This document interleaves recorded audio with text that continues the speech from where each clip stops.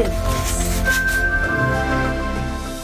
At nagbabalik po ang Good Morning Kapatid. Mga kapatid, living by yourself o ang pamumuhay po ng mag-isa has its trials and triumphs din. Isa itong single-person household, ikaw ang nagbabayad ng bills, naglilinis, naglalaba at nagluluto ng iyong pagkain. Kaya ang tanong ng ating letter sender ngayong umaga, ano bang dapat i-consider ng mga gustong mag-solo living? Basahin po natin ang kanyang liham.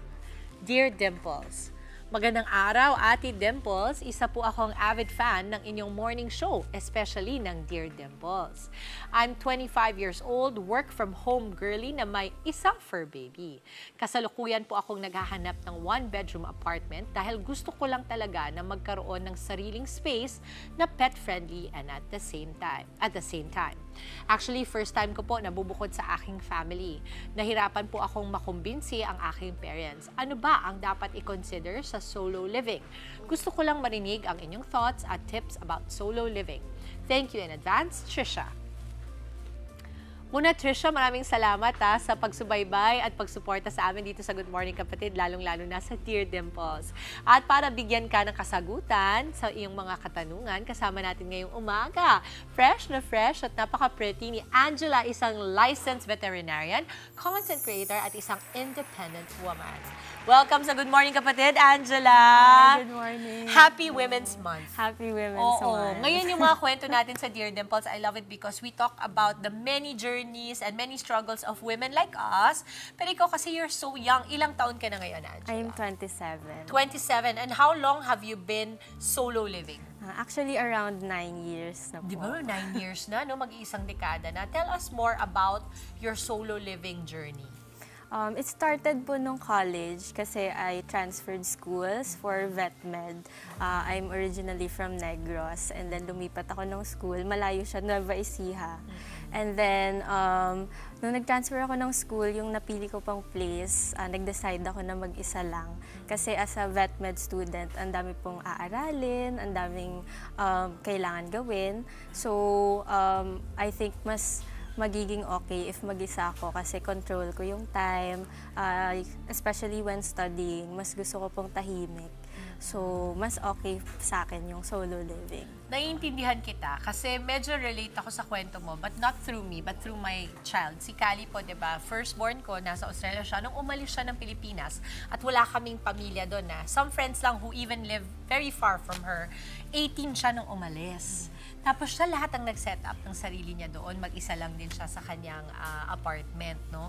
So when you talk about this, I know na ang desisyon na pagsusolo living, kahit pa medyo may edad ka na, 20 plus ka na, or kahit bata ka pa, still has to have a nod or pag-oo or pagsang-ayon ng iyong pamilya, diba? Nahirapan ka bang magpaalam sa mami mo nung sinabi mo na parang gusto ko na lang bumukod at mag-isa lang akong maninirahan? Tapos ano yung reaction nila? Actually, dun po ako lucky kasi yung family ko talaga, especially yung parents ko, very supportive po sila. So, hindi ako nahirapan pag sabi kong dun ko gusto mag-school, go lang agad, support lang sila. Oo, alam mo, ang ganda niyan. Actually, let's acknowledge si Mommy is here. Anong pangalan ng Mommy mo? Marilyn. Marilyn, Mommy Marilyn, na very chic and fashion din si Mommy Marilyn, manang-mana. Ako talaga, I think, isa sa mga struggles sa pag-raise ng mga kababaihan ng mga anak ay kung kailan mo sila hakayaang mawalay sa'yo. Kasi pag babae, di ba, medyo mas may care ka. Kasi, ay babae, ito baka kung anong mangyari, kaya ba niyang protektahan ng sarili niya. But here we see a lot of parents supporting their children like you, like mine, and really making sure na malinaw sa ating mga magulang at sa mga nanonood po nating mga kapatid na ang ating mga anak ay hindi atin. Diba lagi nilang sinasabi yan na ang mga anak natin ay hindi atin? We really have to allow them to flourish and nurture themselves on their own. Doon mo malalaman kapag napalaki mo na ng maayos mga anak mo, kapag nagta-thrive na silang mag-isa. Ayan si Mommy, nakikita natin si Mommy. Asa ba si Mommy? Direct. Ayan, oh. Hi, Mommy! Kasi ang maganda dyan is, even until now, nagsusolo living ka na, ilang taon na, and yet si Mommy nandito to support you still, di ba? Ano-ano yung mga naging struggles mo nung nagsisimula kang mag-solo living? Kasi 18 ka nun, di ba? Bagong debut ka pa lang, no? Sa tahanan nyo ba, bata pa lang kayo, tinuturuan na kayo ng mga kailangan matutunan kapag nanirahan mag-isa? Okay. Siguro po yung malaking advantage sa akin is lumaki akong parang independent na rin Ilan talaga. ka ba ilan magkakapatid kayo? 3 po kami. Tatlo, pang ilan ka? Bunso. Bunso ka, aba? Buti na payagan, mami, ha? Oo. Po, Okay. yun. Parang sanay ako na bibigyan, alam mo yung bibigyan lang ng baon and then ikaw na bahala kung paano mo siya i-manage, pagkasyahin sa 1 month. So, I think super, yun, parang naging training sa akin nung nag-solo living. So, doon, medyo challenging siya, yung budgeting talaga. And then, another is kung paano ka mag-start, especially sa place mo, kung ano yung mga kailangan mong unang bilhin. At Especially, ano yung una mong binili? Ako po, electric fan. Ah, wow, mainitin. Yung anak ko kasi, matakaw, alam mo kung ano unang binili. 10-cup rice cooker. Sabi namin ng tatay niya, sabi ni Papa B, di ba mag-isa ka lang dyan? 10 cups talaga, pero kasi mahilig sa kanin yung anak ko. So, okay. And then, ano pa, yung mga na-realize mo nung nagsusolo living ka na. Kasi di ba, when you make a decision, much as leaving the home or maternal home, paternal home mo, pag umalis ka na, dun mo pa lang naman makikita yan na, uy, ang hirap pala nito. Ano yung pinakamalaking challenge sa'yo noon? Ako po yung actually yung hanggang ngayon, pagbubuhat ng mabibigat. Oh, kasi ang lit-lit mo eh. Oo. Yung mga galon ng tubig. Oo. At yun, di ba yung sa water dispenser, 5 gallons yun. Oo, so kailangan pala siyang buhatin, mga Oo. ganyan. And then, kung bumili ka ng furniture, pag kailangan mo maglipat-lipat I-set ng up mo. gamit. Oo. Opo.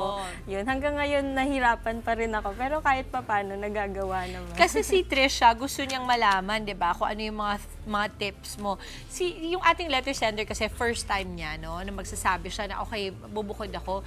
Dito ba, kasi you were saying all about the physical challenges. I want to know, may challenge din ba for mind setting? Kasi mag-isa ka lang. Basically, lahat ng kakailanganin mo, kailangan masupply mo sa sarili mo. At hindi pa malungkot yun pag mag-isa ka. Kasi kahit in light of kausap mo sa video, iba pa rin yun pagkasama mo. Oo. Opo. Ako po actually, kahit sanay talaga ako mag-isa, may times talaga na nakakalungkot. So, what I do is, lumalabas ako, nagtatry ako ng mga new activities, travel kung kaya, hike, ganyan. And then, another din po is time management. So, since kailangan mo gawin lahat ng chores, lahat ng responsibilities, mag-pay ng bills, so yun, kailangan dapat firm ka sa decision mo, nakakayanin mo talaga. Napaninindigan mo talaga. Opo. Very important yan sa mga kabataan ngayon na nanonood. Importante na walang question naman kapag nagdesisyon ka. Pero sa buhay natin, whatever decision you do, may repercussion yon. Ibig sabihin, kailangan mong panindigan. Minsan kasi, di ba, pagkabata ka pa, sinasabi nila, mas madali tayong i-doubt sa mga malalaking desisyon na yan. Kunwari, ikaw, 18 ka nun. I'm so sure, merong mga tao na parang, 18, mami, di ba, parang napayagan mo na, kaya ba niya yan? Di ba? Minsan yung doubt, hindi pa nga nanggagaling sa magulang, kundi sa mga tao sa paligid, no?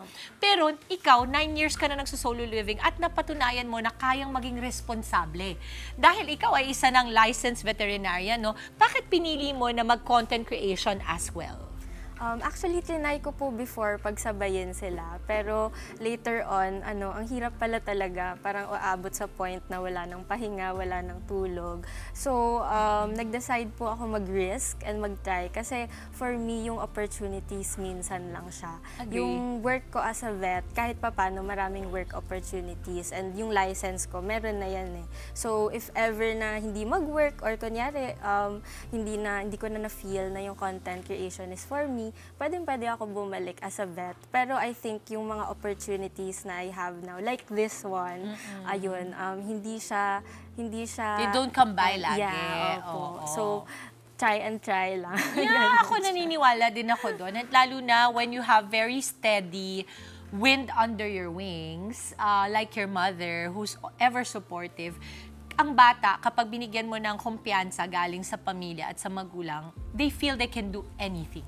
Yung basta may suporta ka ng magulang mo at buo ang confidence nila sa'yo, ang bata talaga nagiging mahusay, naturally. Kasi nga, hindi mo na kailangan pilitin. Dahil iniisip nila, ay, suportado ako ng magulang ko. At alam mo mga kapatid, ang sasabihin ko po sa inyo, kapag ang bata talaga, binigyan mo ng buong kumpiyansa mula sa pamilya, nagiging matapang sila, nagiging mahusay sila, at yung buhay nila ay nagiging mas masaya kesa sa diktahan natin kung anong gusto nilang gawin. Pero ang gusto ko kasing naririnig sa'yo, you finish your school, kahit na nag-solo living ka, you showed your parents na kaya ko tong mabuhay mag-isa dahil tinuruan niyo ako. It's always a representation naman din talaga of how you were raised, hindi ba?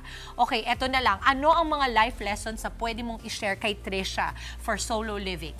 For me, since yung struggle niya is paano i-convince yung parents niya na payagan siya mag-solo living, I think kung decided naman na siya, ipakita niya lang na gusto niya na talagang ma-experience yun, lalo na she's not getting older. Yeah. So yung solo living experience, grabe siyang learning experience. Makikilala mo talaga yung sarili mo. And then, pwede niya sila i-assure through a stable job para at least hindi sila mag-worry and confident sila na kakayanin mong mag-isa. I like that advice na assure them with a stable job because usually ang parents talaga, nenervyusin ka kapag feeling mo yung anak mo ay floating in life. Hindi mo alam kung anong gusto niyang gawin. But if you show that you are able to take on a job and have responsibility, alam mo lang na nasa tamang daan. So maraming salamat, Angela. And thank you for bringing your mom. It's so beautiful to watch how families come together, respect each other's boundaries, respect each other's dreams, but support one another. Ganda. Angela, any social media accounts that we can follow you on? Dahil kung ako, kagaya ni Trisha na magsa-solo living, ifa-follow kita.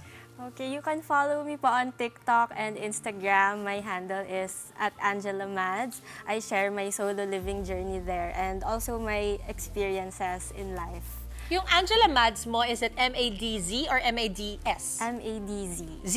Okay, there you go. Maraming salamat, Angela. I hope you had fun. Yeah. I had fun listening to you at para kong kausap yung anak ko. It's beautiful to watch. Maraming salamat, Angela. Mga kapatid, Dimples Romana po, kumpletuhin ang inyong umaga ng mga kwentong puno ng inspirasyon. Salubungin po ang bawat araw ng may ngiti at pag-asa. Kaya't mag-subscribe na po at mag-follow na sa aming social media pages ng News 5.